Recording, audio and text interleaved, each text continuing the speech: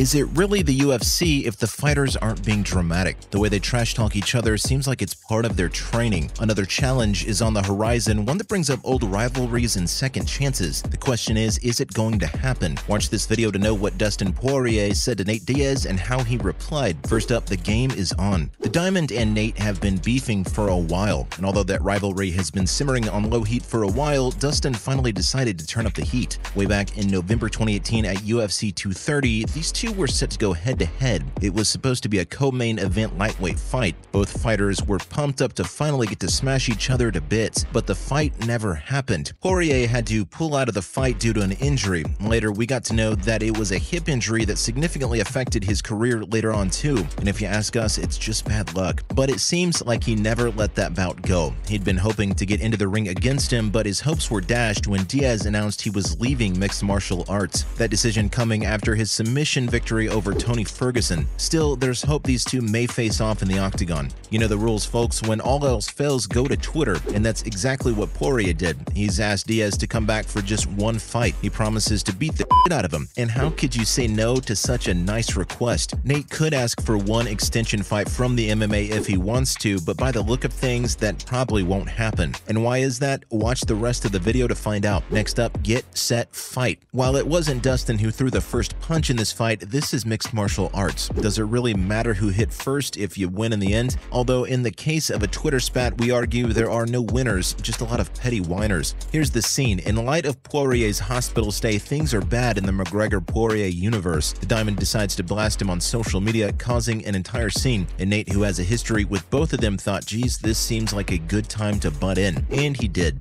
But did it go as planned? We don't think so. The Diamond has been in and out of the hospital for a while now. Hospitalized after surgery resulted in a serious infection. But as always, he's bored now that he's beaten Michael Chandler. So once again, he found himself on Twitter. He tweeted at McGregor and threatened to fight him again. That's right, threatened him. McGregor was not having a shot and wrote a bunch of words that made very little sense. But the gist of it was that he was ready to send him into the ground. Relax, guys, it's just a sport. Or is it? Nate, at that fateful time, added in his 2 cents. He replied to both of them saying that they both get knocked out all the time. Bold move, we have to give it to him, but maybe he doesn't fear for his life because he's not doing MMA anymore. Only that explains such risky behavior. Coming up, let's give it another go. Understandably, McGregor was pissed. We mean you can't expect to jump into a pool and not get wet. He wrote a string of more words that are incomprehensible to the general public, something about Amsterdam and Saddam Hussein, but to MMA fans it meant the Notorious was ready to beat up Nate just as soon as he dealt with Dustin.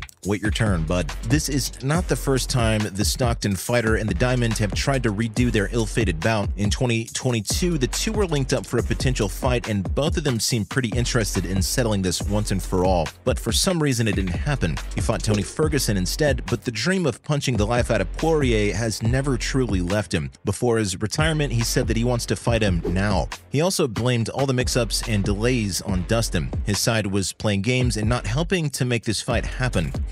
If that's true, why does the Diamond suddenly want to fight him again? Something sounds sus, but because it's MMA, something is always sus. But he also said that he just wants to leave this game. He's so done with it. And that makes us think that maybe an extension is really off the table. But on the other hand, why provoke Dustin if you have no intention of stepping into the Octagon? Do you see why we're confused? We're still surprised that Poirier is in any position to make threats at all. Also, Chrissy, wake up. The fighter was just hospitalized, so you can imagine our surprise when we saw him stirring up trouble on the internet. Like, man, aren't you just happy to be alive? Why are you ready to risk your life so quickly again? But we guess it isn't MMA if you aren't casually on the verge of dying every year. Poirier landed in the hospital after a staph infection. It's a bacterial infection of the skin that can manifest in many different forms. It can also be fatal if the bacteria enter the bloodstream, so yeah, we're not exaggerating on the verge of death part. His wife posted pictures of his swollen foot on social media, and we have to admit it did not look good.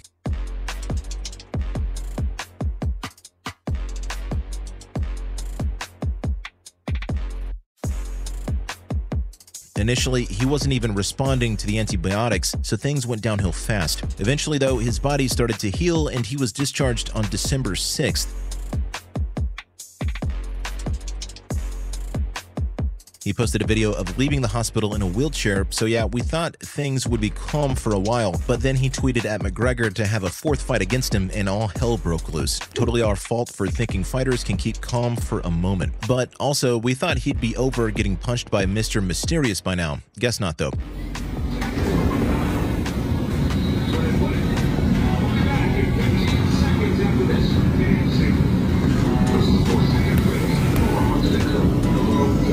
Hell.